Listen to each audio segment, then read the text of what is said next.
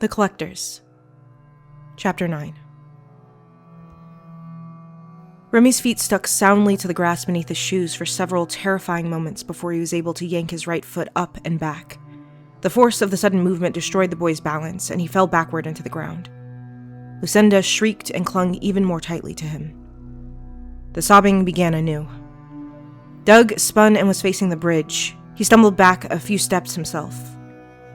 What the hell is that? How am I supposed to know if you don't? Remy yelled over Lucinda's cries. Bring the child to me, growled the beast. Remy's body tensed to rise. He struggled into a sitting position before he finally got control of himself and managed to stay seated. He saw Doug in his peripherals make an aborted move to take Lucinda from his arms. Remy watched as the other man's hands curled into fists and his eyes widened in horror as he realized he was about to follow that creature's order. How is it doing that? I have no idea. That is not what I want to hear from you, Doug. Yeah, well... Doug stooped and hooked one hand into the hood of Remy's sweater and yanked him from the ground. In his other hand, he had his cell phone aimed at the creature on the bridge. Are you recording this? Remy demanded. Yes. Now we should probably get out of here before... Girl, come here, the creature called, redirecting the focus of its command. Lucinda dropped her hands from around Remy's neck and pushed away from his chest. She struggled in his arms for long seconds before stilling again. A sharp inhale of a hitching breath, and her arms snaked once more around his neck in a pressure that would be choking if there were any actual weight to her.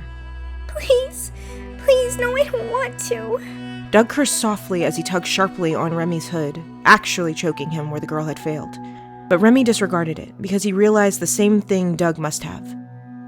Lucinda was far more susceptible to the creature's demands than either of them were. And by the smile that split across the beast's face, it had come to the same conclusion. We have to... But Doug was cut off. Girl, come here. Release that boy. Yes, that's right. Another step. The commands came so close together that Lucinda didn't have a moment to resist like she had before.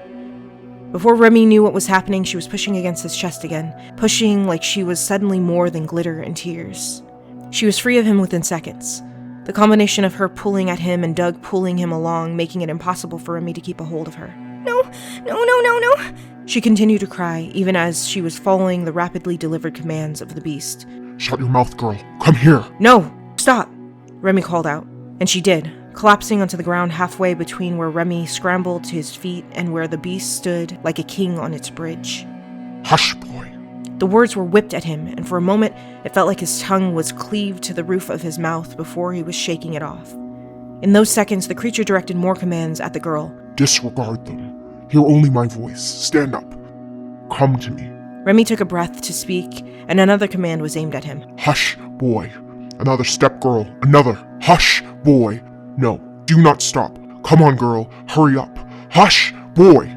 The commands for him came sandwiched between the commands for Lucinda, each demand taking a hold of his tongue long enough for him to be incapacitated until the next order was given. Remy turned to Doug behind him, wanting to know why he wasn't helping. The older man had the same wide-eyed look on as before, and his throat was working like he was trying to speak as well, but was just as unable as Remy. Remy was not the only one being affected by these commands. Remy looked back and saw that the girl was only 5 steps away from the foot of the bridge. His heart jumped in his chest as fear he didn't understand rose up in him. He had no idea why, but he knew that if she crossed that bridge, something very, very bad was going to happen. He was breathing too hard. He was getting dizzy, and a roaring filled his ears. "Stop!" he yelled, the word torn free from his throat. The rasp of it the only way he knew the command had made it past his tongue at last. He watched as Lucinda stopped, finally. Watched as her forearm started to sag, and he knew she was about to collapse just as she had before. They couldn't risk that. "No, come here! Come back to me!" Remy sagged in relief as she turned without hesitation or fighting the command. She stumbled her way back toward where Remy sat collapsed on his knees in the grass. The panic began to recede, and with it, sound returned. The roaring was replaced by a new roar from the beast on the bridge. Hush! But the rest of the command was muffled as Remy pulled his hood over his head and slammed his hands over his ears. "Lucinda, come here!" Remy snapped. 3 things happened almost simultaneously at that moment. Doug yelled, "Brick, no!" at his back. Lucinda took another stumbling step toward him. and the monster's smile slid back into place, and its eyes seemed to glow. Lucinda. The creature said the name whisper soft, with a victorious tilt of its head. Run to me. Now. And she did. She spun and ran the last 10 paces to the bridge, right into the waiting arms of the beast. The world seemed to wink out of existence.